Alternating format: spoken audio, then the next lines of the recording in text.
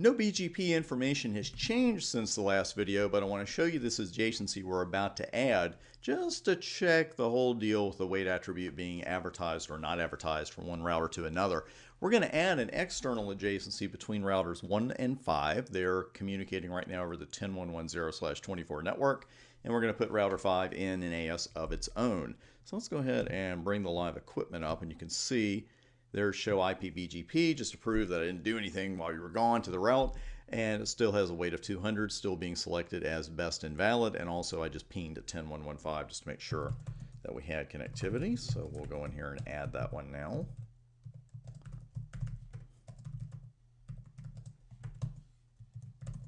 And we'll go over to 5 and do the same. Router BGP 5.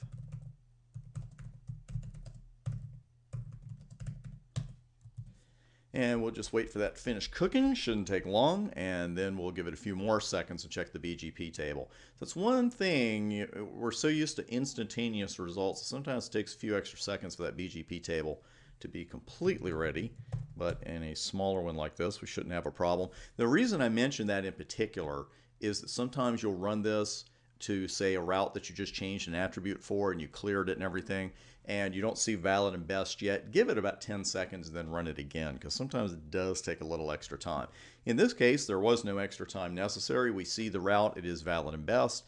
There's your next hop at 10.111, and most importantly, the weight is at 0. So we know that router 1 is not advertising the weight of that route, weight of 200 for this route, because that is locally significant only, and now we've seen that in action.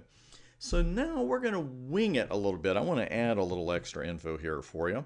And the one thing we need to do, and I'm going to go ahead and do this on camera, is take the weight command off that's changing the weight of that one particular route. And we'll verify that change, because I want to set it back to the way we had it. Way back to the way we had it. And that's not what I wanted.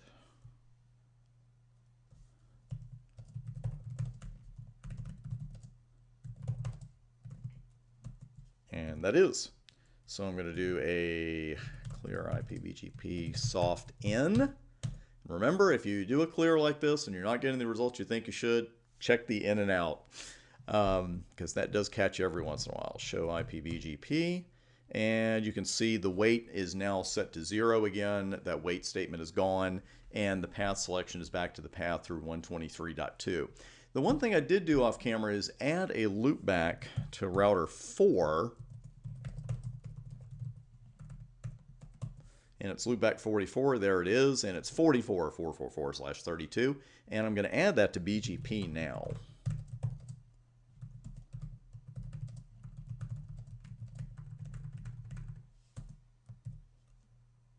And let's go out to router 2. And I bet that's already there. Yep, there it is, and you see there's valid and best, the expected next hop. And let's go over to router 3. Sure we have the exact same thing. There we go, network 44. Now next hop at 234.4. Now will router 1 at this point have valid and best routes for both networks? It does, and the next hop is 123.2 for both of them. And the reason there's a valid and best, even though router 1 does not have a path to 44.444, that next hop command that we configured in the previous video, it's still there. We never took it off. There's one on router 2, one on router 3, and that's going to be in effect for all routes that those two routers send to router 1. So far so good, but let's do a little something extra. It's a little sabotage. I don't know, well, it's not really sabotage, but let's call it that anyway. What we're going to do is change the weight of the path of the new network, network 44. We're going to change that weight to 200 while leaving network 4 alone and leaving any networks that get added in the future alone. Okay? And how are we going to do that? We know that all together. We're going to do that with a route map. And what's the first step in a route map? Not configuring the route map necessarily. The first step is writing an access list. We know that. So let's do an access list. We'll call it access list 44. Permit 44.444. Good enough. That's all we need. Now we can start with the route map, and we'll just call it weight 200, permit 10. And if it matches IP address 44, which we really mean access list, then we're going to set the weight to 200. And I'm going to go ahead and put another clause here, and I'm just going to leave it empty. So now how do I apply this route map? And at this point, do I want to apply the route map for routes coming in from routers 2 and 3? Or do I just want to apply it to routes coming in from router 3?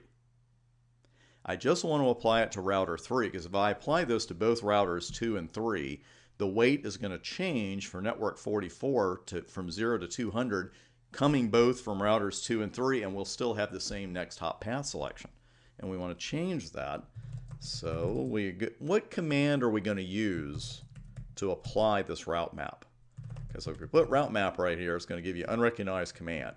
You got to do it with the neighbor command, right? 172.12.123.3.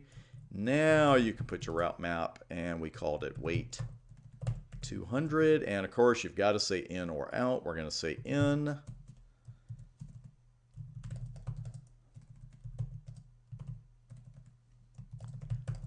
And we do a soft reset inbound and the moment of truth, and we see that for network 44, the valid and best, let me try that again, the valid and best has the next hop of 123.3 because the weight was successfully changed to 200. But for 4444, network 4, valid and best is still going through .2 because that weight didn't change, so nothing changed for that particular path, only for 44. So just like some other BGP attributes we've seen here, we can change the weight for all routes coming in from a particular neighbor, or we can use a route map and an ACL and change it only for certain paths. That is enough waiting in for right now. We are headed forward into some route aggregation. Going to talk about a couple of attributes there. We're going to do some actual route summarization. So you want to grab something to write with, because one thing we're going to do is take route aggregation and make sure it doesn't become aggravation. I will see you on the next video. We'll get started with that.